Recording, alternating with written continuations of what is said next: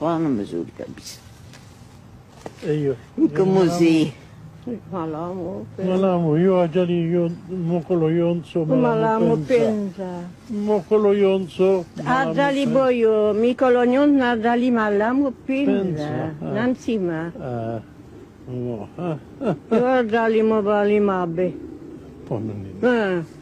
ponani ninge Oneni ajali Kolumbi sangay. Kolumbi sangue attacca che io kitukani Digame, malamu karata kuyai, no sorry. Dio ecco Watutsi Matuzzi. yes. Elle était si élégante quand elle portait quelque chose sur la tête. Mais moi, les plus belles que j'ai jamais vues, ce sont les arabisés venant du Kiou et tout ça. Ça, c'était Oh, belle mais femme. ça, c'était une belle race, vous savez. Et alors, elles se tiennent bien droites, elles sont magnifiques. Hein. Et puis moi, j'aimais bien cette vie avec l'indigène. Ben, j'ai vécu en Afrique du Sud et j'ai été malheureuse. Parce qu'il n'avait pas de contact avec l'indigène. Tandis que ben, nous avions du contact. Quand nous avons quitté Kalundu en 1938, j'ai donné la main à mes boys et ils m'ont dit Kwenda mzuri, madame, bakia mzuri kabisa. Ils ont laissé toutes leurs portes ouvertes. Tous à la cité, union minière, et on leur a demandé pourquoi, et ils nous ont répondu pour faire entrer l'indépendance. Authentique. Je ne savais pas ce que c'était. Mais non, bien sûr. C'est comme si on vous demandait, sans vouloir les froisser, mais est-ce que vous auriez demandé à un chien ou une chèvre ou à une vache l'indépendance? J'étais dans la même situation, ils ne savaient pas répondre. Notez bien que par après, ils ont été malheureux. Ils l'ont regretté, madame. Mais qu'est-ce qui reste encore? Ah, madame. Je vis toujours le Congo d'avant le 30 juin. Mais Tout bon, ce qui s'est passé après, ça n'existe plus pour moi. Le Zaïre, je ne connais pas.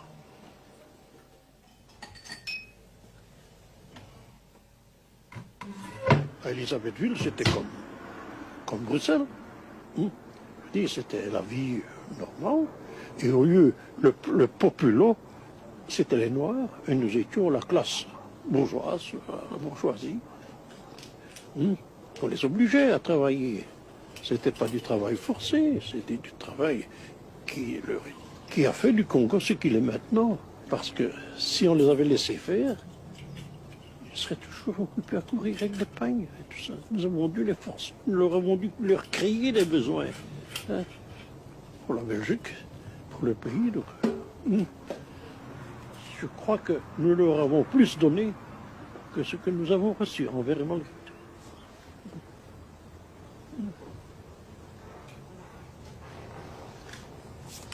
C'était des sauvages. Il fallait agir avec eux comme avec des enfants. Et les enfants, de temps en temps, il faut leur donner une tripotée. Et...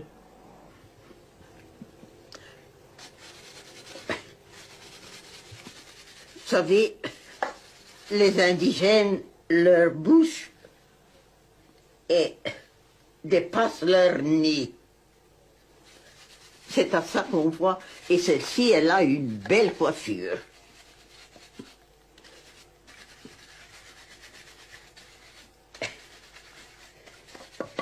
Et elle a des beaux seins. C'est d'ailleurs pour ça que je l'ai achetée. Ne vous disputez pas, hein? Et si votre fille avait souhaité épouser un Africain, vous auriez donné votre accord? Non. Parce que, je vais vous dire ceci, nous avons notre caractère. Eux, ils ont aussi leur caractère. Le mélange de deux caractères, ça donne les mulâtres.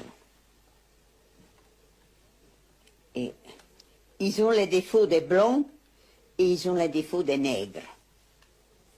Non, ça, je n'aurais jamais fait. Ça, je n'aurais jamais fait. Intéressant. Ok, Elle enrichit les élites et doucement. détourne l'attention. Je peux parler directement. Donc, là c'est un document que j'aime beaucoup les racistes. Je trouve que les racistes sont des gens honnêtes. Je trouve la classe raciste blanche plus pertinente que ces blancs qui sont arrivés, qui sont racistes, mais qui cachent leur racisme dans un universalisme malsain. C'est pour ça que j'aime souvent regarder des blancs décomplexés, parce que ça nous resitue clairement dans le contexte réel. C'est quelque chose de magnifique. Ces blancs qui sont venus chez nous, pour moi, d'une certaine façon, c'est aussi peut-être des victimes. Parce qu'ils faisaient partie d'un plan plus grand qu'eux. En tout cas, on va faire sa part.